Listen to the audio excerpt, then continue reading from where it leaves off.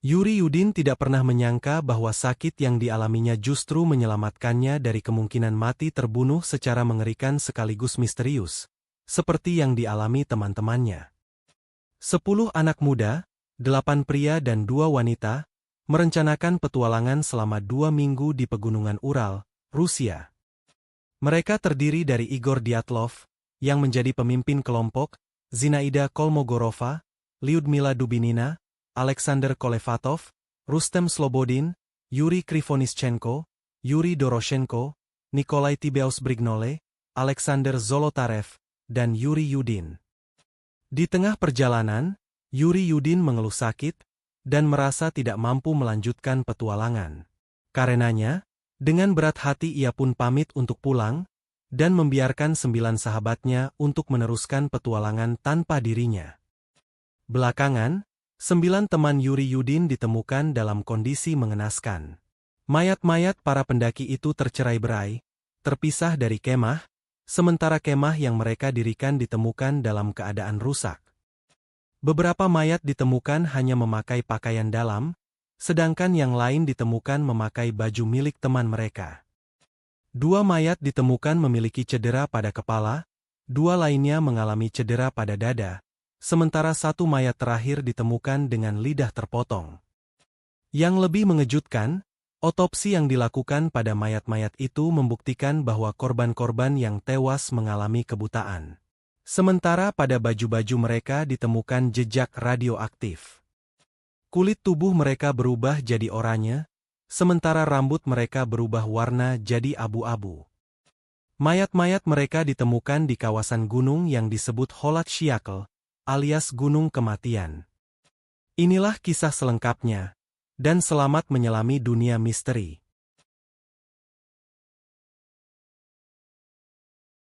10 orang itu adalah para mahasiswa yang berteman, dan sama-sama aktif menjadi pendaki gunung. Mereka semua berkuliah di tempat yang sama, yaitu Ural Polytechnical Institute. Pada Januari 1959, mereka berencana mendaki gunung di wilayah Sverdlov Oblast di Pegunungan Ural, Rusia. Tujuan mereka adalah mendaki Gunung Otorten, melalui jalur yang bisa dikategorikan sulit. Tapi mereka adalah pendaki profesional, dan melewati medan yang sulit adalah tantangan yang menyenangkan. Kelompok itu pun tiba dengan kereta di Ivdel, kota terdekat dengan lokasi tujuan, lalu menumpang sebuah truk ke Vizhai, pemukiman terakhir yang terisolir. Setelah melewati Vizhai, mereka hanya menemukan hamparan salju tanpa kehidupan di pegunungan beku Ural. Pada 27 Januari 1959, mereka mulai bergerak meninggalkan Vizhai. Namun, pada hari berikutnya, salah satu anggota, yaitu Yuri Yudin, sakit. Merasa tidak mampu meneruskan petualangan, ia memutuskan untuk kembali ke Vizhai. Akhirnya, kelompok itu pun terdiri dari 9 orang, dan melanjutkan perjalanan tanpa teman mereka. Layaknya pendaki profesional lain, khususnya di masa itu, mereka melengkapi diri dengan kamera video dan catatan diari, yang merekam aktivitas mereka dari hari ke hari. Belakangan, rekaman video dan diari itu sangat berguna dalam melacak perjalanan mereka, setelah 9 orang itu ditemukan tewas dalam kondisi misterius. Pada 31 Januari 1959, 9 orang itu bersiap memulai pendakian. Dari video dan diari, diketahui kondisi mereka saat itu baik-baik saja. Peralatan mereka juga lengkap, bahkan persediaan makanan mereka lebih dari cukup. Memasuki 1 Februari 1959, dipimpin oleh Igor Dyatlov, mereka mulai mendaki melalui jalur yang direncanakan semula. Namun tanpa diduga, muncul badai salju, sehingga mereka kehilangan arah, dan justru berjalan menuju Holat Shahl, Gunung Kematian. Ketika menyadari tersesat, mereka lalu mendirikan kemah di gunung tersebut. Di tempat inilah nasib mereka berakhir. Sebelumnya, mereka dan pihak universitas sudah menyepakati bahwa Igor Dyatlov, sang pemimpin rombongan, akan mengirim telegram dari Vizhai, begitu ekspedisi selesai pada 12 Februari 1959. Namun, telegram yang diharapkan tak kunjung tiba, dan hal itu membuat pihak universitas serta keluarga jadi cemas. Akhirnya, pada 20 Februari 1959, karena tidak juga mendapat kabar dari 9 pendaki itu, pihak keluarga pun berkoordinasi dengan pihak universitas untuk mengirim tim pencari. Semula, tim pencari hanya terdiri dari para mahasiswa dan dosen di kampus mereka. Namun kemudian polisi dan tentara terlibat dalam pencarian itu, dengan menggunakan pesawat dan helikopter pencari. Upaya pencarian itu berhasil. Tapi yang mereka temukan menjadi awal misteri yang sangat membingungkan. Pada 26 Januari 1959, tim pencari tiba di Holat Shahl dan menemukan tenda kosong dalam kondisi rusak parah. Dari arah tenda, mereka melihat jejak-jejak kaki menuju ke hutan terdekat. Di hutan tersebut, tim pencari menemukan sisa-sisa api dan 2 mayat pertama, yaitu Yuri Krivonischenko dan Yuri Doroshenko. 2 mayat itu ditemukan dalam kondisi hanya mengenakan celana dalam dan tanpa sepatu.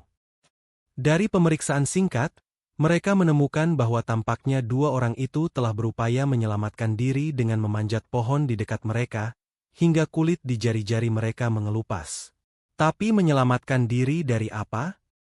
Pertanyaan itu belum terjawab ketika tim pencari menemukan mayat-mayat lainnya, yaitu Igor Dyatlov si pemimpin tim, Zinaida Kolmogorova, salah satu anggota perempuan, dan Rustem Slobodin, dalam jarak terpisah antara 300, 480, dan 630 meter, dari tempat mayat kedua teman mereka sebelumnya ditemukan. 3 orang yang ditemukan telah menjadi mayat itu tampaknya mati satu persatu, dan belakangan diketahui mereka dalam keadaan buta. Salah satu di antara mereka ditemukan dengan kondisi tengkorak retak, namun diduga penyebab kematian adalah hipotermia. Sekarang telah ditemukan 5 mayat dengan kondisi misterius, sementara 4 lainnya masih hilang. Tim pencari masih terus melanjutkan pencarian, untuk menemukan 4 orang yang lain, dan pencarian atas 4 orang itu membutuhkan waktu hingga 2 bulan. Pada 4 Mei 1959, pencarian mereka menemukan 4 orang yang hilang tersebut. Semuanya telah mati dan terkubur sedalam 4 meter di bawah salju. Mayat Nikolai Tibeus Brignole ditemukan dengan kondisi kepala hampir pecah. Alexander Kolevatov dan Alexander Zolotarev ditemukan dengan luka parah di dada dan rusuk patah. Sementara Lyudmila Dubunina ditemukan tewas dengan lidah terpotong. Kematian 9 orang dengan kondisi aneh itu menimbulkan desas-desus bahwa bisa jadi mereka dibunuh oleh suku pribumi Mansi, suku yang menetap di kawasan itu, karena dianggap melanggar wilayah mereka. Namun desas-desus itu ditepiskan, lantaran tidak ada temuan bekas perkelahian atau kekerasan apapun. Lebih dari itu, tidak ada jejak kaki orang lain yang ditemukan di sana, selain jejak-jejak kaki 9 orang yang tewas tersebut. Para penyelidik juga menemukan bukti bahwa 9 orang itu telah meninggalkan kemah pada tengah malam. Karena kemah tampaknya dibuka dari dalam, tidak ada bukti sesuatu yang memaksa masuk. Bahkan ada bukti bahwa beberapa pendaki keluar dengan bertelanjang kaki. Padahal suhu pada malam itu sangat rendah, minus 25–30 derajat Celcius, dan saat itu ada badai tengah berkecamuk. Apa yang menyebabkan mereka begitu panik? Sampai keluar tenda di tengah badai salju? Apa yang mereka lihat atau dengar saat itu? Lalu mengapa 2 tubuh ditemukan tanpa baju, sedangkan beberapa tubuh lainnya ditemukan bertukar pakaian dengan teman-teman mereka yang lain? Berbeda dengan mayat-mayat yang meninggal karena kedinginan dan hipotermia, 4 korban yang ditemukan terkubur dalam salju diperkirakan tewas karena luka-luka pada tubuh mereka. Seorang dokter forensik yang memeriksa tubuh mereka, mengatakan bahwa luka-luka itu tidak mungkin dilakukan oleh manusia, karena kekuatan yang diperlukan untuk menimbulkan luka tersebut harus sangat besar. Kondisi mayat mereka mirip kondisi seseorang yang ditabrak mobil. Tapi di tengah gunung bersalju, benda apa yang mungkin menabrak mereka hingga mengakibatkan luka seperti itu? Ada yang berpendapat hal tersebut disebabkan longsoran salju. Namun di sekitar lokasi itu tidak ditemukan bekas adanya longsor. Lalu mengapa mayat salah satu wanita dalam tim itu ditemukan tanpa lidah? Otopsi yang dilakukan menemukan dosis radioaktif yang sangat tinggi pada pakaian dan tubuh korban. Yang aneh, kulit para korban berubah menjadi kecoklatan bahkan oranye, sementara rambut mereka berubah warna abu-abu. Penelitian selanjutnya membuktikan bahwa di Holat Shahl ditemukan jejak radioaktif yang mungkin bisa menjelaskan radiasi pada tubuh dan pakaian korban. Namun tak pernah ditemukan apa penyebab radiasi di gunung itu. Secara tak terduga, muncul kesaksian dari tim pendaki lain, yang saat itu berada 50 km arah selatan dari lokasi insiden tersebut. Orang-orang dari tim pendaki lain itu menyatakan bahwa pada malam terjadinya insiden, mereka melihat cahaya oranye yang aneh di langit, tepat dari arah Holat Shahl. Penuturan itu dibenarkan para warga Ifdel, kota terdekat dari lokasi itu, yang menyebutkan cahaya oranye itu terus muncul sejak Februari hingga Maret 1959. Lebih aneh lagi, di sekitar lokasi itu juga ditemukan potongan-potongan besi yang mengisyaratkan pernah ada aktivitas tertentu di tempat terpencil tersebut. Bisa jadi, beberapa orang yang tewas itu keluar dari tenda di malam kejadian, karena menyaksikan cahaya oranye yang muncul di langit. Kemungkinan itu bisa menjelaskan kenapa mereka sampai keluar dari kemah, meski cuaca malam itu sangat dingin. Tapi apa cahaya oranye yang mereka lihat itu? Dan bagaimana dengan potongan-potongan besi yang belakangan ditemukan di sana? Dari mana pula munculnya jejak radioaktif di tempat itu? Pertanyaan-pertanyaan tersebut tak pernah terjawab. Yang jelas, insiden itu kemudian dikenal dengan nama insiden Dyatlov Pass, merujuk pada nama pemimpin grup pendaki yang tewas. Belakangan, penyelidikan terhadap kasus ini dihentikan, bahkan cenderung ditutup-tutupi oleh pemerintah komunis yang berkuasa saat itu. Pada tahun 1967, seorang jurnalis bernama Yuri Yarove menerbitkan buku berjudul Of the Highest Rank of Complexity, yang menceritakan insiden Dyatlov Pass. Tapi buku itu disensor oleh pemerintah, dan dilarang terbit. Pada 1980, Yuri Yarove meninggal dunia, dan segera setelah itu semua foto serta tulisannya mengenai insiden itu tiba-tiba hilang. Holat Shahl, lokasi tempat ditemukannya mayat-mayat itu, sejak lama memang memiliki reputasi mengerikan. Di tempat yang disebut Gunung Kematian itu, 9 penduduk suku Mansi pernah menghilang secara misterius.